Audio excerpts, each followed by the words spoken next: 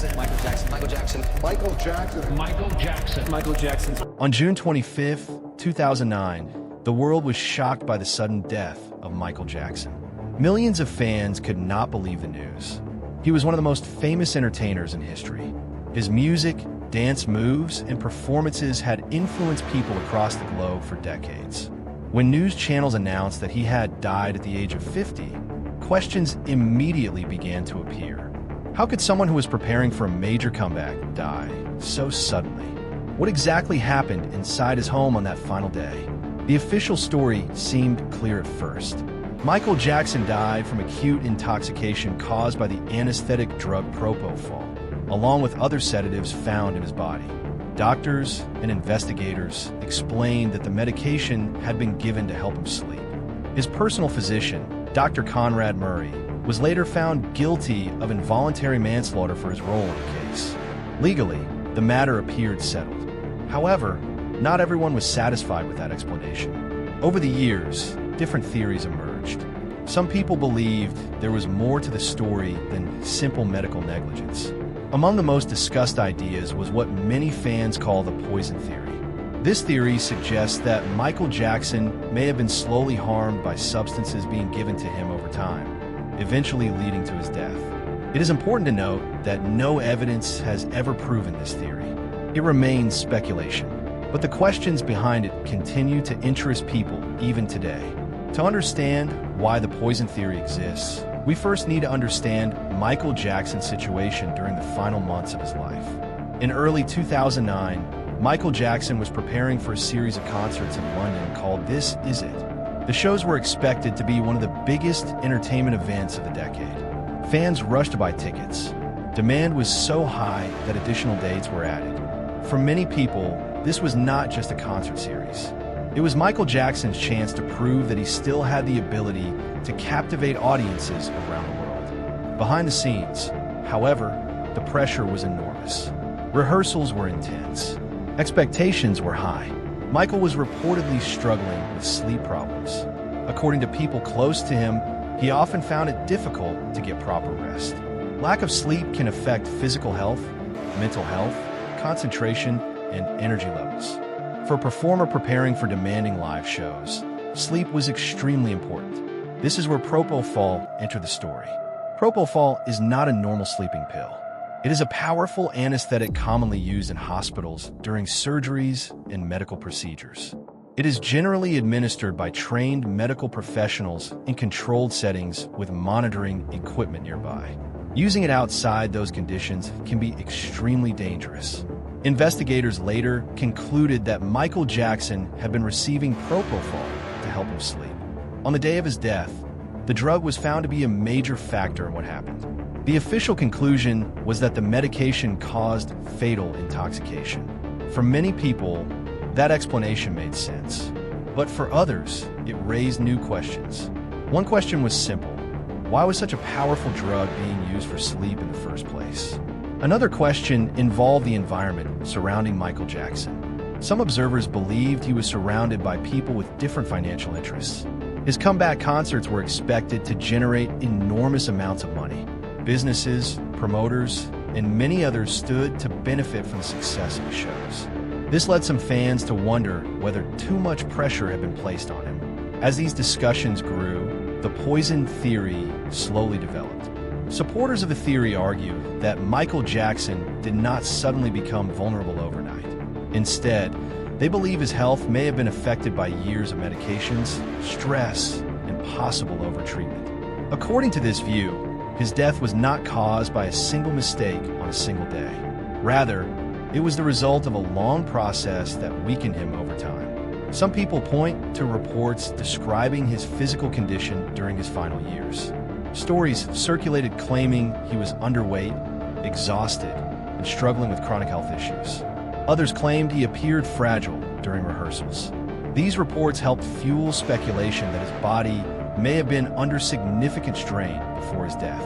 The poison theory often focuses on the idea of cumulative harm. Instead of imagining poison as a dramatic substance secretly slipped into a drink, supporters of the theory sometimes use the word poison more broadly. They suggest that repeated exposure to medications, combined with stress and lack of sleep, may have slowly damaged his health. In this version of the theory, there is no mysterious assassin and no secret organization. Instead, the poison is the dangerous combination of drugs, pressure, and medical decisions that gradually pushed his body toward a breaking point. Other versions of the theory go much further. These more extreme claims suggest that someone intentionally wanted Michael Jackson harmed. According to these ideas, certain individuals may have benefited financially from his death. Some believers point to the massive increase in sales of his music, documentaries, and merchandise after he passed away. They argue that large sums of money were involved. However, there is a major problem with these claims. No credible evidence has ever proven that anyone intentionally poisoned Michael Jackson. Investigations conducted after his death did not establish a murder conspiracy involving secret poisonings or hidden masterminds. While questions and suspicions remain among some fans, the available evidence supported the conclusion involving propofol and medical negligence. Still, theories continued because Michael Jackson's life itself was filled with mystery. For decades, he was one of the most photographed and discussed people on Earth. Rumors surrounded nearly every aspect of his life. Because of this, many people found it difficult to accept a straightforward explanation for his death. The human mind often searches for larger answers when a major public figure dies unexpectedly. Simple explanations can feel unsatisfying. People want to know why something happened. They want meaning. They want a story that explains everything. That desire can sometimes help conspiracy theories grow.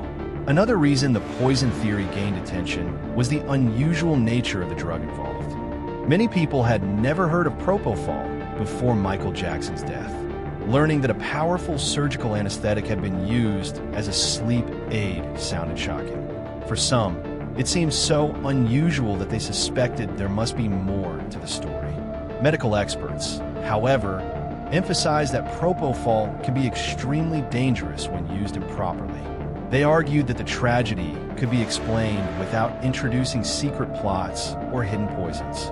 In their view, the misuse of a powerful drug was enough to explain what happened. Yet supporters of the poison theory often point to one important fact.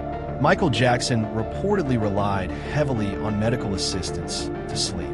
They argue that this dependency did not appear overnight. Instead, they believe it developed over years. This leads them to ask whether warning signs were missed. Could intervention have happened sooner? Could different medical decisions have prevented the tragedy? These questions are reasonable and continue to be discussed. Even without accepting conspiracy theories, many people agree that Michael Jackson's death highlights the dangers of medication misuse and the importance of proper medical care.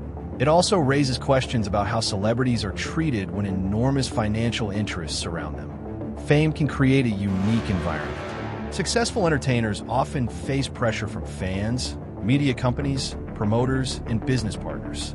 Expectations can become overwhelming. Privacy becomes limited. Every decision is examined. Every mistake becomes public.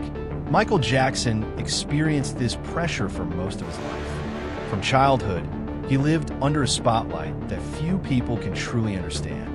By the time he was preparing for the This Is It concerts, he had spent decades as one of the most famous individuals on Earth. Some observers believe this constant pressure played a role in his declining health. They argue that stress, anxiety, and sleep problems created conditions that made risky medical decisions more likely. In that sense, the poison theory becomes less about a specific substance and more about a toxic environment. According to this interpretation, the real poison was not hidden in a bottle. It was years of pressure, exhaustion, dependence on medication, and unrealistic expectations. Whether one agrees with this interpretation or not, it is a perspective that many people find compelling. There's also another reason the theory continues to survive. Many fans feel that Michael Jackson's story ended before he had the opportunity to rebuild his reputation and career. The planned concerts represented a new chapter. Supporters believed he was about to return to the top of the entertainment world. His sudden death interrupted that story. When a person's life ends unexpectedly, people often struggle to accept it. They search for alternative explanations. They imagine possibilities. They ask what might have happened if circumstances had been different. As years passed, documentaries, books, interviews, and online discussions kept these questions alive. Some focused on medical details. Others explored financial issues. Some examined relationships between Jackson and people around him. Each new discussion added another layer to the mystery. Despite all of this, one fact remains unchanged. The official investigation concluded that Michael Jackson died from acute propofol intoxication and that medical negligence played a central role. No court ruling established a deliberate poisoning conspiracy. No verified evidence proved that hidden enemies secretly murdered him through poison. That does not mean every question has been answered to everyone's satisfaction. It simply means that speculation and proof are not the same thing. Today, more than a decade after his death, Michael Jackson remains one of the most influential entertainers in history. His music continues to be played around the world. New generations continue to discover his work. His legacy remains powerful. At the same time, his death continues to serve as a warning. It reminds people of the risks associated with powerful medications. It highlights the importance of medical responsibility. It also raises difficult questions about the pressures faced by global celebrities. Perhaps that is why the poison theory refuses to disappear completely. For some people, it represents a belief that important questions were never fully answered. For others, it symbolizes the idea that Michael Jackson was failed by the system around him. And for many, it is simply an attempt to understand a tragedy that still feels difficult to explain. In the end, the mystery surrounding Michael Jackson's final days continues to fascinate the public. The poison theory remains one of the many explanations discussed by fans and researchers. Yet, after years of investigation, debate, and speculation, the strongest evidence still points toward a tragic combination of sleep problems, powerful medication, and dangerous medical decisions. Whether people accept that explanation or continue searching for deeper answers, one thing is certain. The death of Michael Jackson remains one of the most talked about celebrity tragedies in modern history. And even today, the question still echoes through documentaries, interviews, and conversations around the world. Was it simply a medical disaster? Or was there something more hidden beneath the surface? That question is exactly why the poison theory continues to live on.